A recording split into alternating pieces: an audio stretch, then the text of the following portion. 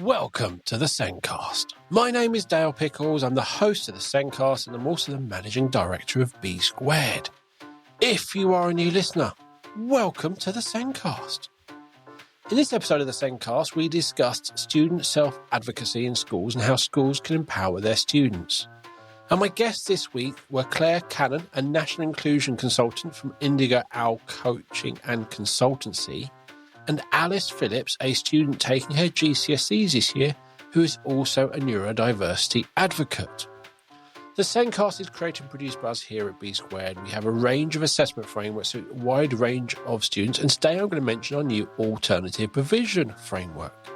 This framework was developed by Philip Parker of Inspire Ed to help alternative provision settings in supporting students to reintegrate into mainstream education wherever appropriate.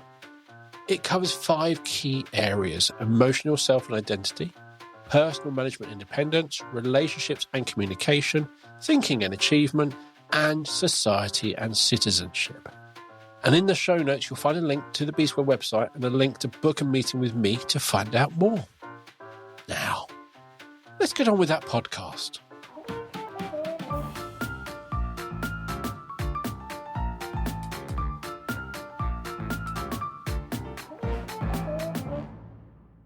My guests this week are Claire Cannon, a national inclusion consultant from Indigo Coaching and Consultancy, and Alice Phillips, a student taking her GCSEs this year, who is also a neurodiversity advocate.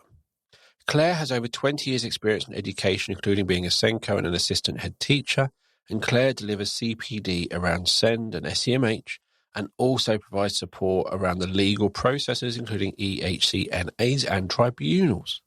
And as I mentioned, Alice is taking her GCSEs this year and has an adapted timetable to reduce stress and anxiety.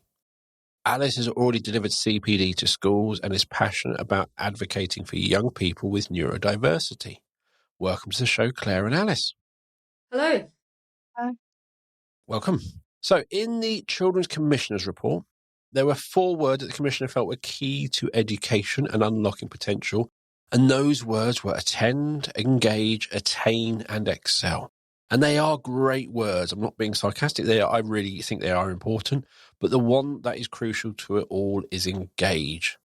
Often when we think of engagement, we think of students engaging with their learning. But what about those working in schools engaging with students? Engaging with and listening to our students is crucial. I would take that and I could really run with it, because for me, if you don't understand where your students are coming from, you're effectively creating a system where you're doing things to people rather than doing them with people. And if we think about good leadership of a school, we always talk about working with our team, getting people on board, doing things in a collaborative way, but yet students are very much done too. Now, yes, there will always be an element of, you need to follow certain rules. You do need to have certain systems and procedures in a school that are decided by the adults and the students need to follow. But when we're talking about supporting different needs, particularly as students go into secondary school and very much more able to advocate and articulate how things affect them, how things impact them, we shouldn't just assume that we know because we're the adults. So for me, it is really, really important to actually ask the students and say, what is it that you need? I can offer you these sorts of things, but actually, would they suit you? Do you need something different? Do you need to tweak it in some way? And actually, some of the best support that I've seen has come from ideas that the students have had themselves. Things that, as an adult, as someone that, as far as I know anyway, neurotypical, I didn't think of. And why would I? Because I'm not in their shoes. I'm not the person that is experiencing these things day in, day out. So for me, asking that question, and of families, these are the families that live with their young people, obviously. They have that direct experience. They see the fallout in many cases from school, the impact that school has. And too many times I hear examples where people come to me and they say, I feel ignored, I feel dismissed, or they have listened to me, but they haven't really taken on board what I've said. So there's definitely something around unpicking why that is happening. And then the power that it can have when you do listen, when you do stop and think, actually, what has that person just said to me? What do they really need? And then what does that look like in practice? But this is about student self-advocacy, not about, staff. That's kind of the point of the conversation. So I think I should bring Alice in at this point and just ask Alice about, how she has found things when she has been able to share with staff what she needs and how that helped. I'm going to hand that over to Alice now. Yeah, personally, I think as a student who has dealt with situations like that, I found it very annoying when staff would kind of assume what students need or what they need to help them. And I find that when I did have a select few of staff members that actually listened to me and let me tell them what helps and what doesn't help, I felt more confident and it made me feel as though I was actually a person and that people could actually listen to me and that I wasn't just this thing that they could control, kind of. I think it is very important that staff members should listen to students' voices and find out what helps and what doesn't, because what might help me might not help someone else, and vice versa. And I find a lot of staff do kind of assume that, and they kind of think that, oh, this works for this student, so it should work for this one. But in reality, it doesn't work like that. I do respect staff members when they do listen to you and they hear what you have to say. Can I just pick up on that? The last sentence you said of "I respect staff members who listen to me." I think respect is an important word. Respect should be two-way. You should be respected and listened to.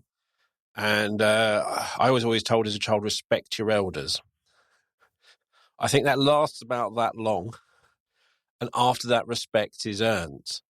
And I think, and it isn't just a case of letting you say your bit and then moving on. To me, there are two parts of listening. One is hearing it, and the second bit is then taking action based on what you've said.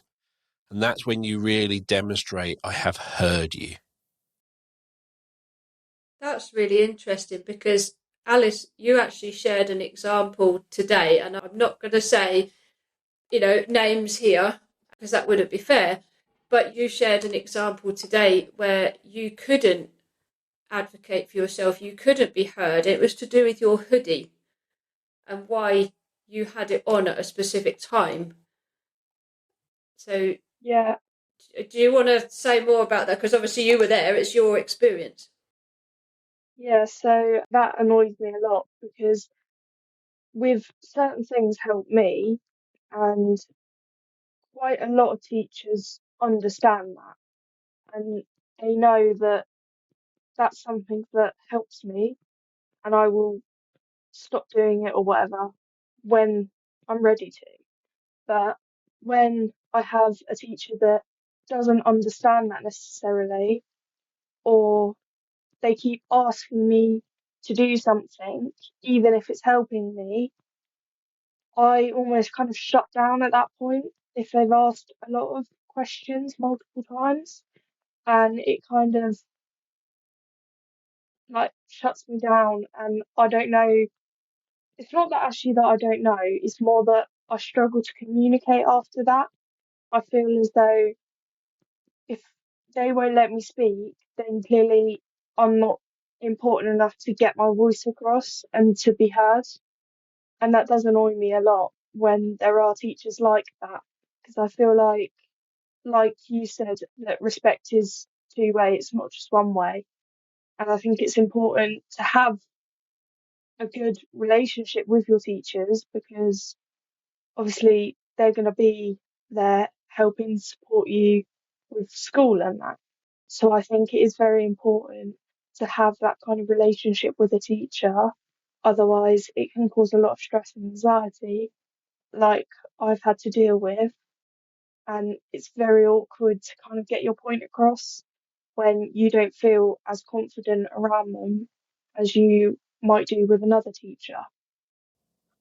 Definitely. I was just thinking a little bit more about that word respect, because I've spent quite a lot of time thinking about why is it that some staff, some schools don't listen as much to the students as perhaps they could. And I quite often find myself thinking, oh, perhaps they're just assuming that the students are trying to get out of work, or they're just assuming that the students are being lazy. But actually, that idea of respect is really interesting, because when you put your hood up today, Alice, some people could have seen that as you disrespecting the school rule, because you're not in, for most students, you would say you shouldn't be walking around with your hood up. But for you, there was a completely different reason, but you weren't able to explain why. And one thing I find with rules like that, just to interject, is you're in year 11. Yes. Yeah. So you've known the school rules for 5 years. So for 5 years, you know the uniform rules. Whether you agree with them or not, you know them. You know every single rule. So when you see a child in year 11 not following the rules they've known for 5 years, there's probably a good reason. Yeah, I agree with that. And it is annoying when you're not kind of picked on, but they notice you more because you've been there longer and you know the rules, but they just seem to think that you're disrespecting them and you're acting up. But in reality, they don't understand that that's not the case at all. It's completely different to what they have assumed. And I do find that very annoying. But yeah, I agree with that.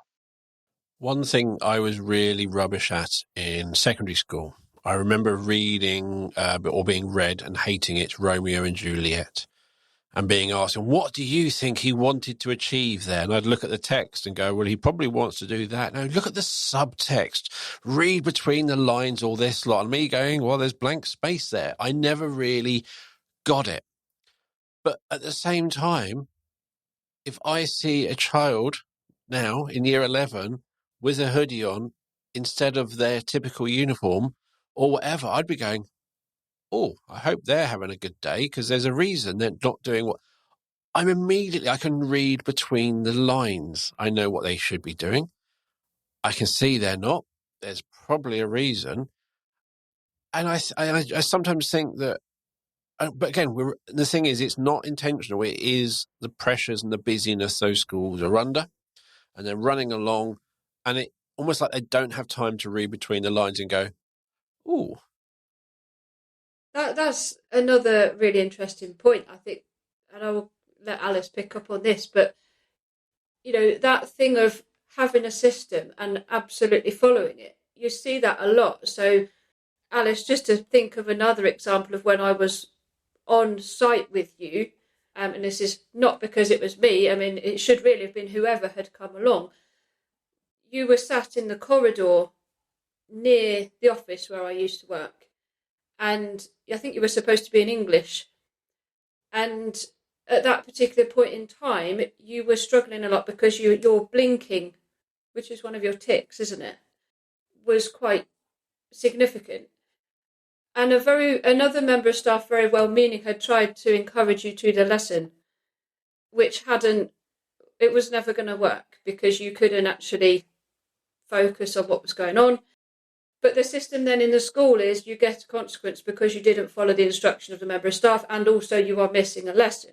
So a very rigid, not, like you say about not seeing between the lines, not reading the situation, because that member of staff had somewhere else to be. So they've gone, I've asked you, you didn't do it, bang, this happens. they move on. And you were just, well, you were for a little while, you were sat in the corridor, but I know we managed to sort that out for you. But I guess I just wonder sort of how you think those things could be changed and what impact that would have, how it would make it better.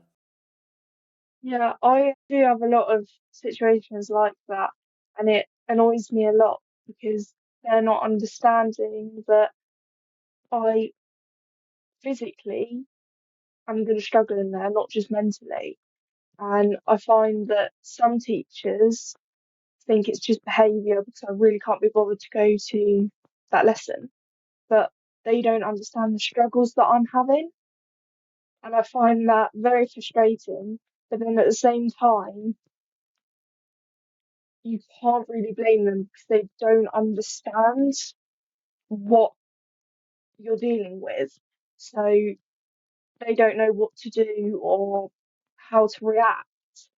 And I think personally, I would say that every teacher in the school, no matter their role, should have an understanding of SEN, and they should do some training. They don't have to do like years of it, but like a little bit of training just so they understand it and they're not blaming everything on behaviour or like all of that. And I think that would help a lot, and it would mean a lot less anxiety and stress for students going into school who do struggle with that. Wow. So I always listen, as I'm listening, my head just fires off in lots of questions. And one of the things I think when I hear the word training, again, I have my nephew struggled in school, and he is autistic, and he was struggling, and we went in for a meeting, and we asked what training have the school had, and the Senko went, "Would I deliver it?" Cool. What training do you get? And her response was, "Well, I've been a Senko for 20 years. I don't need training. I know autism." And I sometimes I think current world, we have this diagnosis led of what autism is, what Tourette's is, what ADHD is. And they give someone a list of this is what it is. It's like, okay, that's a selection of the common that doesn't define a single thing. And I am autistic and ADHD. So only a few of those and a few of those fit me. So knowing all that stuff about autism or knowing all that stuff about ADHD probably won't help you help me, apart from understanding probably a very basic thing of find out from them, get to know them. They will show you, even at primary school level and younger. Yeah, I think a lot of research in that kind of molds this kind of view of disabilities and neurological diversity. And I think when people read up about it, they're not necessarily learning about it. Yes, they're finding out information about it, but it's different for everyone. Like, everyone with Tourette's doesn't have the same tics. I have completely different tics to someone else. We might share a similar tic, but it doesn't mean we're the same. And I feel like a lot of people just see this research and assume that, oh yeah, this person has autism, so this person's struggling with the same things. But in reality, it's nothing like that. Someone with autism, they might need something to help them, but then that thing might not help another student with it. And I think that affects a lot of students at school because people have just read up about it and kind of assume that, oh yeah, this will work for you, it's worked for other people before. But they're not understanding that it's not based on research, it's based on getting to know that student and understanding what they go through day to day and how the school can help that and understand them without assuming that something's going to help them. I think one of the things that stood out for me when you did your presentation to the whole staff was, I don't know, 50, 60 people, and you came in early, didn't you, before the school day to do that, is there were people afterwards that they said, I didn't know that. I had no idea. Yet they could all have said, oh yes, we know Alice has diagnosis of Tourette's. But they didn't. You're so right, because they had no idea the actual personal impact on you. And for me, that's the absolute crucial point of why student voice is so important and should be so central to everything that schools are doing. The other thing I think you really proved to people is that it's not a choice. Yeah, I can agree with that, because a lot of people that I've met recently who don't work at the school but an agency that the school have got in. I actually had one person the other day who only really knew about Tourette's through the BAFAs, and I felt annoyed by that, because they've only really found out about it kind of through TV, and they don't understand how it affects someone's day-to-day life. And personally, it's affected my mental health really bad at points. But they don't understand that, because they're just looking for it through a TV screen and think that they understand. And it really annoys me, because they're not learning about it and they're not understanding the amount of stress and anxiety it can cause in a person. And it's not just Tourette's, it's other disabilities as well. And I feel like the world now is all kind of linked through social media, and not everything on social media is true. And it really annoys me, because young kids and teens are seeing stuff through social media, but it might not necessarily be true. So they're learning about something that's not even real. And then it has this effect on other people. Say they watch a video about ADHD and it's completely false information, none of it's true, but they think it's true because they've seen a video of it, and then one of their friends has ADHD and they're saying all this stuff about it that's not even relevant to it.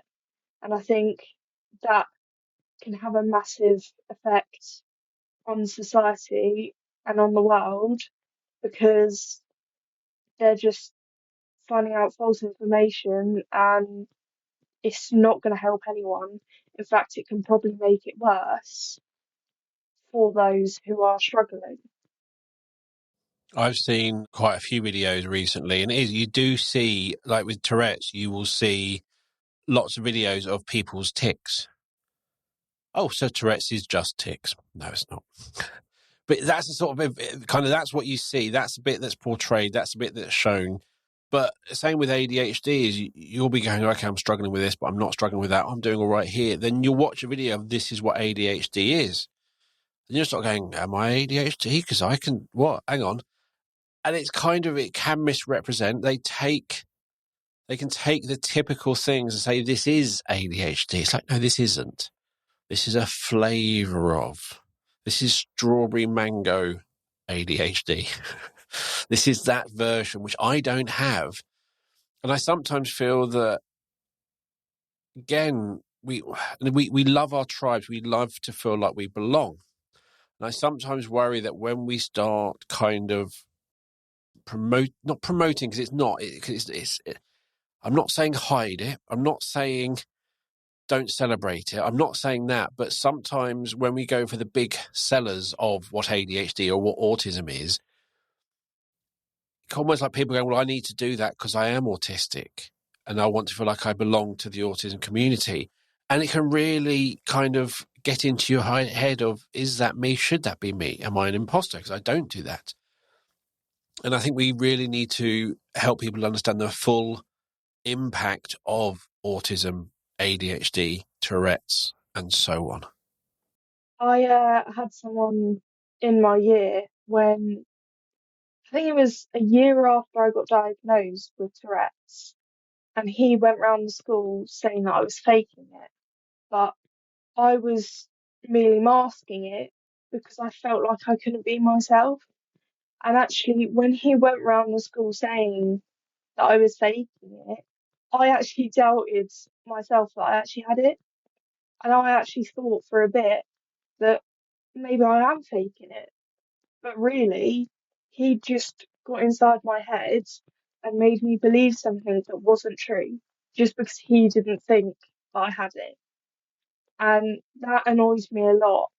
And it annoys me as well when other people see me around the corridor ticking and they're like, oh, I think I have that. Because every time I see someone, I say hello. I've actually had someone come up to me and say that, and it destroys me inside. It's a horrible feeling that I just can't shake, and it really annoys me because it feels as though they believe that it's not an actual diagnosis and it's not even a disability. It's just me wanting attention, but they don't understand that I don't want the attention. I don't want people looking at me when I go shopping. I don't want people telling me to be quiet when I'm at the cinema. Even though I can't help it, I don't want that attention. Even if I didn't have it, I still wouldn't want that attention because it's just too much. And I do feel sorry for others who feel like that as well because it's not fair and it's not right at all. And that we should all be respectful and kind to each other because we really don't know what's going on in someone else's life and we don't know what they're struggling with. Even if they tell you, you still really don't understand it and know, even though you might think it. It's just, it destroys me a lot. You touched on something there, which my colleague John's daughter mentioned, that she'd been somewhere, she got something wrong and she knew it. And she'd upset someone. When that girl pointed it out, it made it even worse because she'd already knew. And if you're making noise, if you're ticking in the cinema, you already know that actually, you already know it inside. And then someone pointing it out, it's like, I can't control it. What do you want me to do? And it's that sort of thing. You already know you don't want to be ticking there. You don't want to be doing that. You don't want to be ruining it. You don't want to. And then when someone does, it's like, oh, this is 100 times worse now. Thank you. Yeah, I've actually had that in a lot of my classes at school, and people have pointed it out and asked me loads of questions. And I would gladly answer them questions, but when they pointed it out at first, drew everyone else's attention towards it, that made it worse. And when it gets worse, personally, talking about it sometimes just gets a lot, and it is really difficult to cope for me personally. But I've also had people before who have kind of took the mickey and copied my tips, and that also tells me that they've noticed it, which then gets my anxiety up, which then makes me tick more, which then makes it more difficult for me to learn and have a good education at school because I feel as though I can't be in that class because I'm going to start to tick, and it's just going to get worse and it won't get better. One of the things you said to me as well, given that we're talking about people listening to students, is that sometimes when you have removed yourself from that situation because you know that has the potential to escalate, and that's not a good thing. And why would you want to have that happen? Nobody would want to have that happen to them.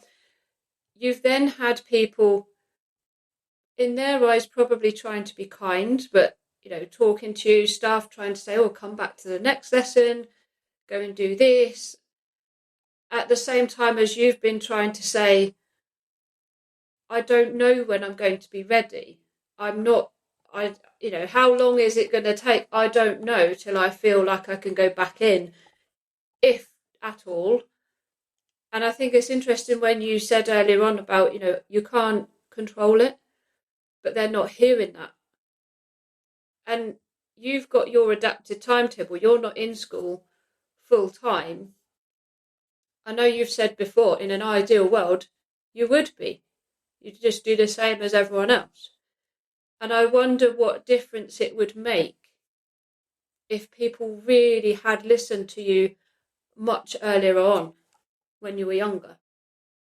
Yeah, I feel like if I was listened to when I was younger, I feel like that would have gave me the confidence earlier on. And really, I only started to stop masking at school probably actually year 10. So it's took from year 7 to year 10 for me to feel comfortable, not really comfortable, but still comfortable to tick in school. But still, I get students who don't understand it and who point it out or look at it funny, and it's a lot for anyone to really handle. But I find as well, when teachers try get me to go back to lesson, they're not understanding that actually right now I need to be in a small space where I feel comfortable so that I can calm down. And then when I feel ready to go back to lesson, and sometimes I go to the nest, which is a place where I go when I don't do a certain lesson. And sometimes I just need to go there during a lesson that I may attend, yeah, but I can't be in the full class right now because it's too much. And they're just thinking, oh yeah, you just want to get out of lesson. Look, and they just come to me and they're like, look, your teacher wants you in that lesson. It's really important. You've got your GCSEs around the corner. But then when teachers say that to me, they don't understand it, but it gives me more stress. It makes me feel more heightened, and then that makes my tics worse and I can't calm down. And they're sat there for like 10, 15 minutes trying to convince me to go to a lesson, and they're not understanding why I physically can't. And they're just assuming that I want to get out of lesson. And then they say, I'm going to have to sanction you. But that just, if when teachers say that, it makes it worse as well, because they've just threatened to sanction me when I physically and mentally can't help my Tourette's, and it really hurts inside when I do have moments like that at school, and when teachers who have taught me before and they still don't understand it, it really it's not nice. I think not nice is an understatement. Yeah. And that's the thing, going right back to the beginning where I talked about that engagement, I talked about engaging with your students, I talked about listening, and listening, you demonstrate listening through action. So when you say, I get overloaded by this, I need a quiet, calm space that I'm in, someone talking at you is not a calm, quiet space. Someone talking at you for 15 minutes is not really helping. And that's that bit about listening. And some people, it's nice having someone next to you and sometimes just babbling on inane rubbish. Actually, so you don't think about yourself. You end up listening. It can be quite nice for some people. But for others, it's no, I just need silence. I need quiet. I need to just bring myself down. And there's so many things you touched on there. So I've got a daughter who's autistic and she's just passed her theory test. Well done.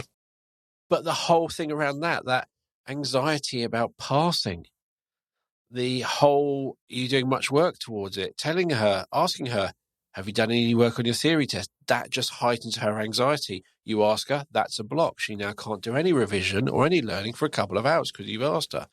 You're pointing at that she's not doing enough. That's what she's hearing. But she's dealing with everything else that's going on. She's doing the best she can. It might not be how I would do it, but that's how she's doing it. That's how she's dealing with it. And I've learned that with my daughter. I've learned it through her GCSEs. I'm learning how she is at college. I've learned not to ask. Or I said, I just go, oh, how are you? She would choose to tell me. She would choose not to. And the final bit I just want to kind of say, which I found really kind of disappointing, is you've been at that school for 5 years. You didn't come in part way through. You've been there for 5 years. And you felt safe-ish enough to unmask in year 10. Now, I would be absolutely heartbroken for me as a leader of a school that one of my students has hid part of them, which takes it's a huge mental and physical drain on you, hiding that part of you. Yes, you can keep them down, but it's a cost. The fact that for 3-4 years, one of my students has to hide that from them. The fact that as a whole school, her year group don't understand her needs. And in year 10 and 11 are still going, oh, so you tick. Oh, so this means this. To me, how many other children in your school do you point at and go, oh, you've got this?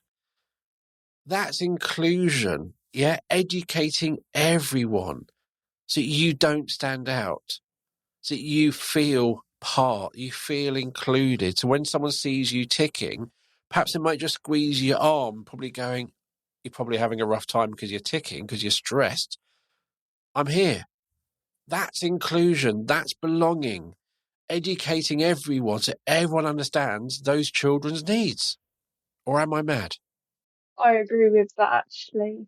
And I think you have a good point with inclusion because it is really important for people your own age to not point at you and exclude you because you're different. And I I did have that for a bit where people would just say, "Oh, don't talk to her, she's weird." And that would break my heart because then I start to believe that and it takes a toll on my mental health. And it's not nice when you don't feel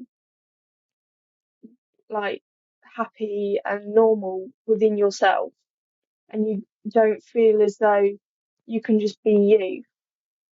But when I've had other people come up to me and start talking to me, and then someone else has said, "Oh, don't talk to her, she's weird," and they just ignore that person, that makes me really happy inside because it shows me that people do notice me.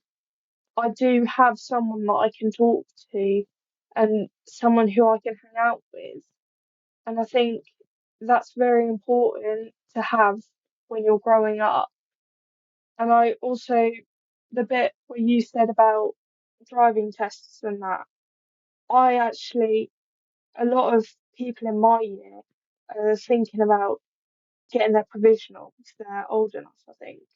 And I actually turned around to someone the other day and I said, there is actually the possibility I might not be able to ever drive because of my Tourette's. And that kind of, that surprised them actually because they thought, they just kind of guessed that, oh yeah, you'll be able to take it, surely. They didn't even think about how my disability might affect me. And even thinking about not being able to drive, it freaks me out because I would feel like I'd have to use other people just to go to the shops, let's say. And I'd feel bad for that other person. because it would look as though I'm using them, but in reality, I'm just trying to live my life as best as I can. And I think that people don't understand how a simple thing can affect someone, even like a sly comment as well. That can affect someone massively, and people don't understand the struggles that others have. They just kind of think everyone's normal, but in reality, no one is normal.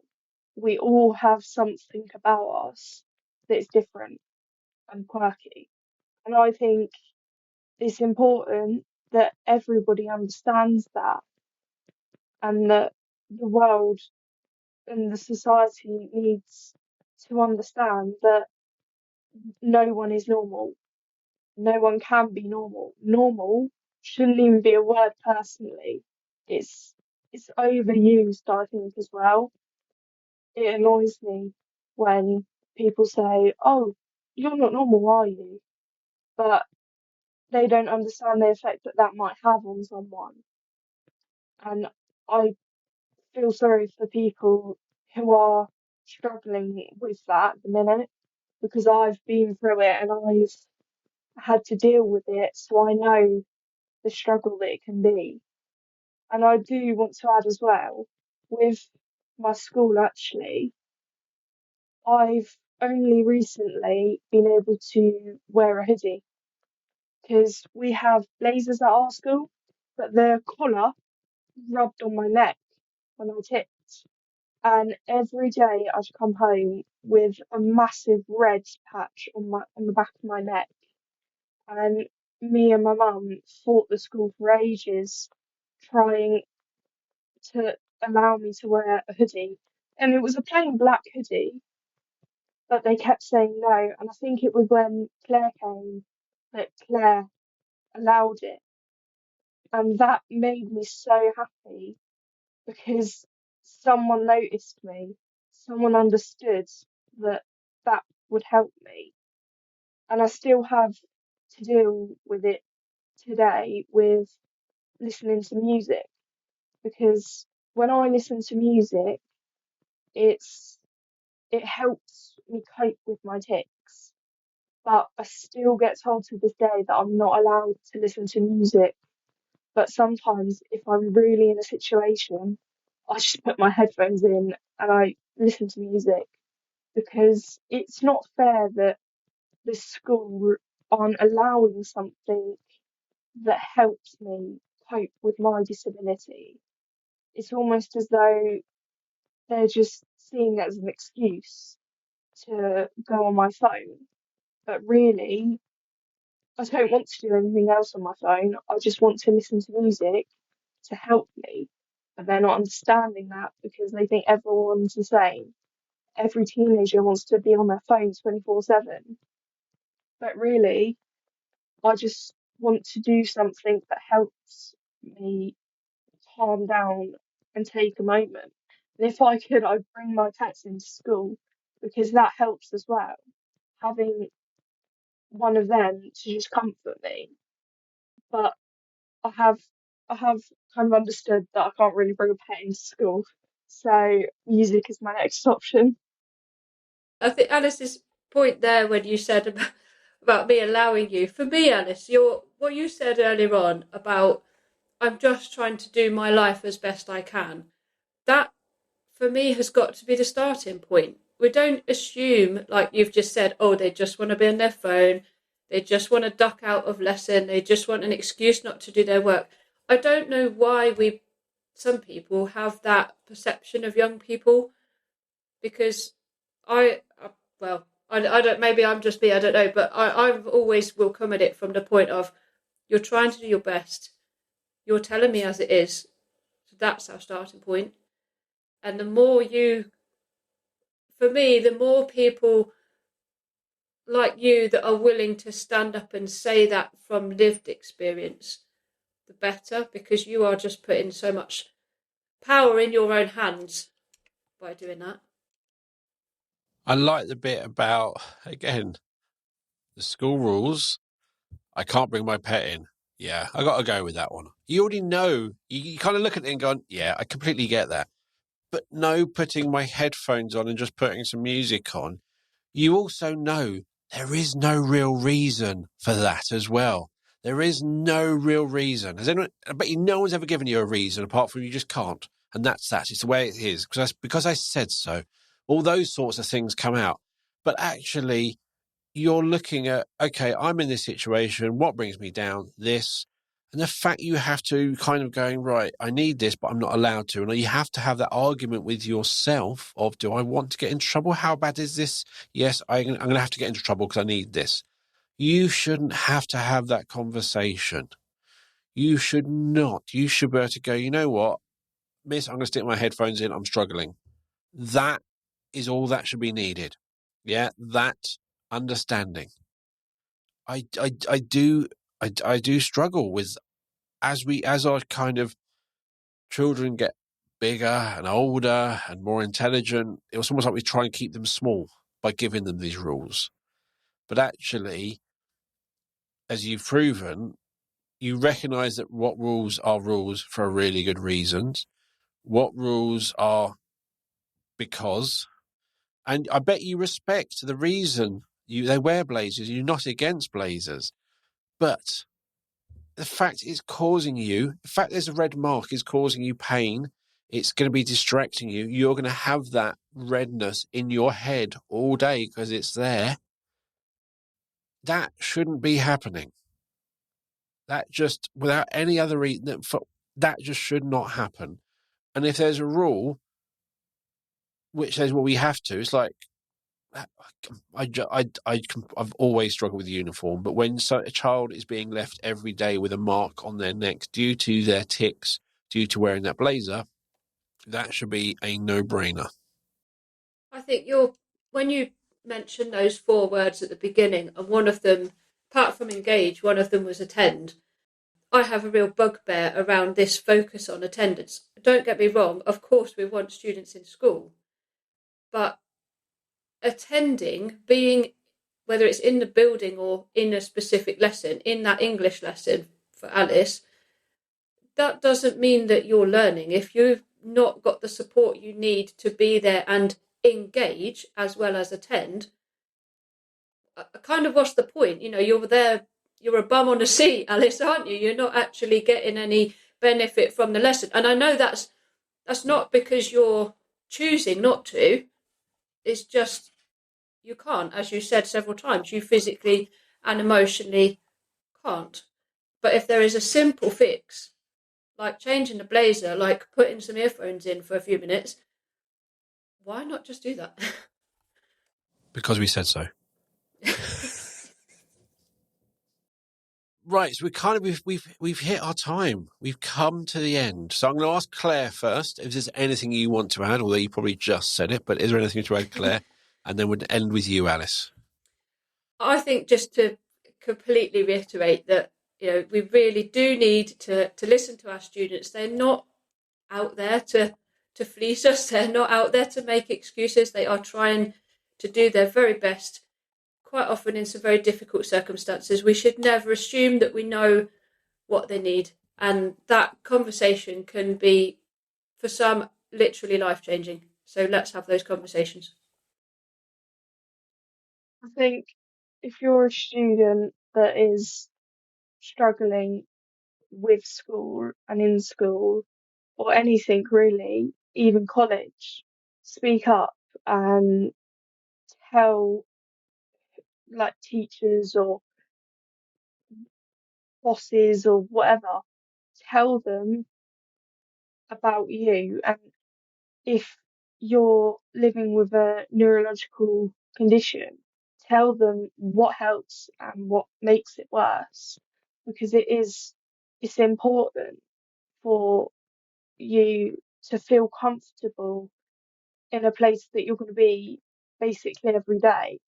And it's not fair for you to hate to go into that space. And I think speak up because it can help. Definitely. And the last bit I'm going to add is, Alice, you said there's no such thing as normal.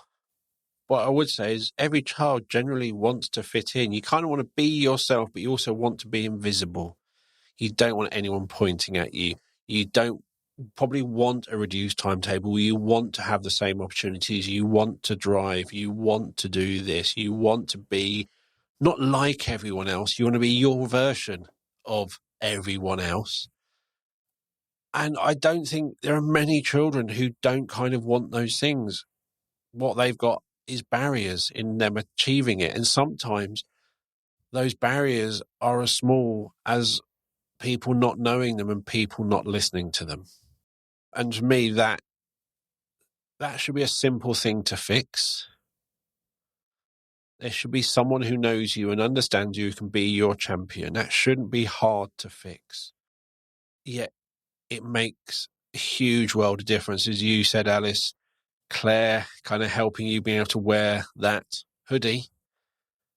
Wasn't your favourite hoodie, wasn't a band hoodie, wasn't a Pokemon hoodie, wasn't a that hoodie. It was a plain black hoodie. So again, you're not trying to get out of it. You're going, I know it's got to be a kind of a plain thing. I know this. I'm not.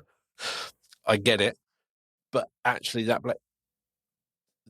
the difference that made to you by someone allowing you and supporting you and doing that made a huge difference. Yeah, in reality, it shouldn't have had to happen. So I've really enjoyed today. Thank you for coming on, Alice and Claire. It's amazing what somebody with Tourette's, who apparently hates school, hates everything about life, how articulate you are. So, and I'm saying that sarcastically, just to be clear. But often when people think children aren't attending or they're disrupting, there's an assumption of they can't, they're choosing not to. But actually, the number of times I meet people who have such an amazing point of view, they get it, they understand it, and they can articulate it so well, yet they're never listened to, which is really sad. So I'm hoping if you have been listening to Alice isn't 1 in a billion or 1 in a million. Sadly, she's probably about 1 in 30 of children around this country who aren't listened to, who aren't supported, who don't have those reasonable adaptations made for them, who are just trying to get through school and get those GCSEs and get on to the next thing that they want to do. So please think, if you're listening, how many Alices have you got in your school? How many Alices haven't been heard? How many Alices haven't been listened to? And how many Alices can you help? Really important. Claire and Alice have shared me various links, so you can follow Alice on Instagram and find out about all the work Claire does at the Indigo Owl Coaching Consultancy. And as always, you'll find those show notes wherever you listen to the podcast on the Zencast website. Please follow us on all the social medias on Twitter, Facebook, Instagram, TikTok, and Blue Sky. Search for the Zencast and you'll find us there. And the Zencast is created and produced by us here at B Squared. We have a range of assessment frameworks that suits a wide range of students. And today I'm going to mention our new alternative provision framework. The framework was developed by Philip Parker of InspireEd to help alternative provision settings in supporting students to reintegrate into mainstream education wherever appropriate. And it covers 5 key areas: emotional self and identity, personal management independence, relationships and communication, thinking and achievement, and society and citizenship. And in the show notes, you'll find a link to the B Squared website to find out more, or a link to book a meeting with me and take you through the framework. But for now, thank you for listening. We'll be back next week with another episode of the Zencast. It's goodbye from me. Goodbye from me. Thank you for having me. And goodbye from me. Thank you for having me as well. You're welcome. Bye, everyone.